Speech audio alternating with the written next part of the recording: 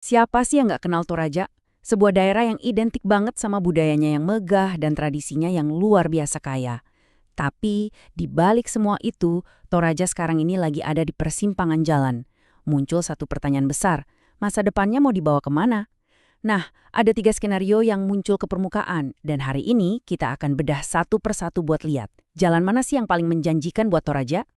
Oke, sebelum kita melangkah lebih jauh, ini penting banget ya. Pembahasan kita hari ini tuh bukan sekedar asumsi atau kira-kira. Analisis yang kita pakai ini didasarkan pada sebuah kajian akademik yang mendalam oleh Peter Randanbua dari Institut Agama Kristen Negeri Toraja. Jadi, semuanya pakai data statistik yang paling baru. Yuk, kita lihat apa kata datanya. Ini dia peta perjalanan kita. Kita bakal ngebahas 3 skenario utama. Yang pertama, ya tetap seperti sekarang, nggak ada perubahan. Kedua, sebuah sinergi baru yang namanya Provinsi Luwu Raya Toraja. Dan yang ketiga, sebuah persatuan budaya dalam Provinsi Toraja Raya. Nah, setelah kita timbang-timbang semuanya, kita bakal sampai ke kesimpulan, mana sih pilihan yang paling masuk akal? Kita mulai dari yang pertama, status quo. Artinya, Toraja nggak ngubah apa-apa. Tetap jadi bagian dari Provinsi Sulawesi Selatan. Pilihan ini mungkin kedengarannya paling stabil dan paling aman ya. Tapi apa benar gitu? Coba kita bedah dulu plus minusnya.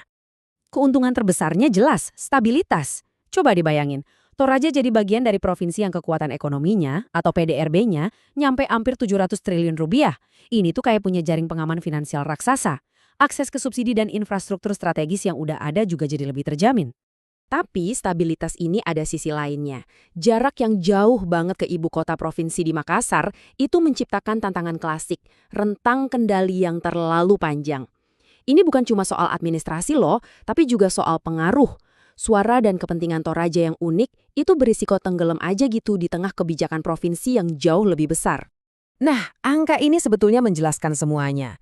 Dengan populasi yang cuma sekitar 3% dari total penduduk Sulawesi Selatan, seberapa kuat sih posisi tawar politik Toraja? Seberapa efektif mereka bisa memperjuangkan aspirasi uniknya di panggung provinsi? Ini pertanyaan paling mendasar dari skenario ini. Ate, sekarang kita pindah ke skenario kedua. Nah, yang ini idenya jauh lebih ambisius. Membentuk sebuah provinsi baru bareng Luwu Raya. Ini bukan sekedar pemekaran biasa ya, tapi lebih ke sebuah ide tentang sinergi. Menggabungkan dua kekuatan yang beda, jadi satu entitas baru yang lebih kuat. Kalau dari sisi ekonomi, wah, skenario ini kayak sebuah lompatan besar.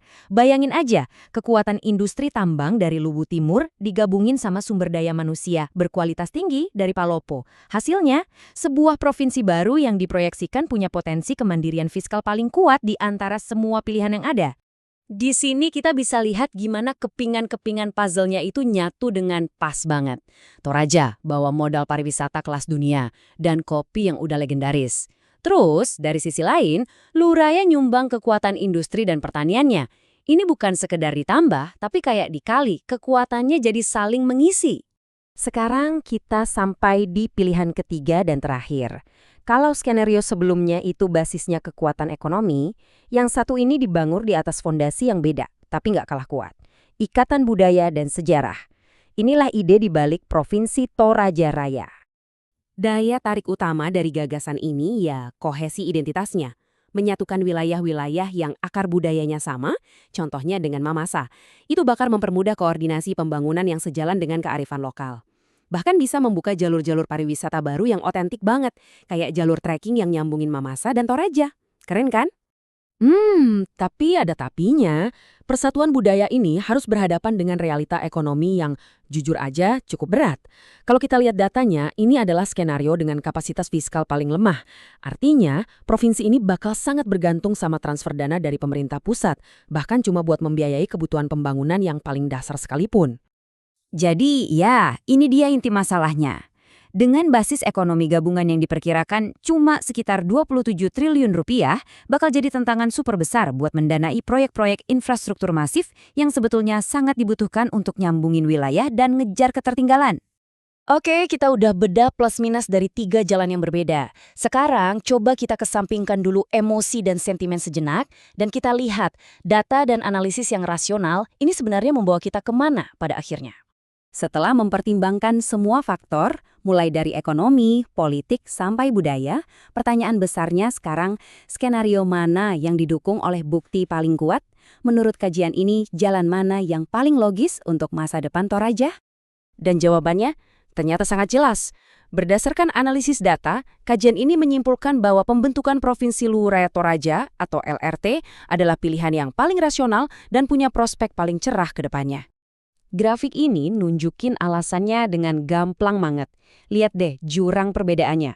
Provinsi LRT diproyeksikan punya basis ekonomi hampir 4 kali lipat lebih besar dibanding opsi Toraja Raya. Di sini, angka emang nggak bisa bohong ya. Kenapa pilihan ini dianggap paling rasional? Karena ditopang sama 4 pilar yang kokoh. Pertama, stabilitas fiskalnya kuat. Kedua, sektor ekonominya seimbang dan beragam. Ketiga, akses ke sumber daya manusia yang berkualitas. Dan keempat, administrasinya jadi lebih efisien. Kombinasi inilah yang menjanjikan fondasi yang solid untuk tumbuh dalam jangka panjang. Pada akhirnya, kajian ini ngasih satu rekomendasi kunci. Analisis data udah selesai. Nah, pekerjaan rumah berikutnya ada di ranah politik. Perlu ada diplomasi yang kuat dan kemauan buat kerjasama supaya visi Provinsi LRT ini bisa beneran jadi kenyataan. Ini membawa kita ke pertanyaan terakhir yang paling penting. Data udah nunjukin jalannya. Petanya udah terbentang dengan jelas. Pertanyaannya sekarang adalah, apakah ada kemauan politik dari semua pihak untuk mengikuti peta tersebut? Nah, itulah tantangan sesungguhnya yang bakal menentukan masa depan Toraja.